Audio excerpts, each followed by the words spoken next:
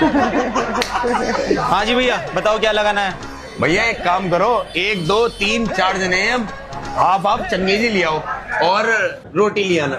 ओए वापस आ, मेरे लिए हाफ बटर चिकन और हाफ अफगानी चिकन। और मेरे लिए फुल फ्राई फुल लॉलीपॉप।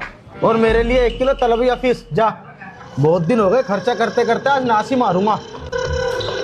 ये तुम ठीक नहीं कर रहे हो। अच्छा, अरे कोल्ड ड्रिंक पे से रेपर क्यों उतरवा देते हो तुम? अरे हम उसका रैपर दिखाते हैं जो हमें प्रमोशन के पैसे देता है। चाचा कितने पैसे हो गए? 6120। लाओ स्कैनर दो अपना। ये क्या हो गया? ये क्या सुन रहा हूँ? अरे अरे ये कैसी आवाज आ रही है इसमें से? इसे मशीन को बदलवाते क्यों ना हो? अरे इस मशीन में से आवाज नहीं आई है, ये पेमेंट करके मेरी टट्टी निकल गई।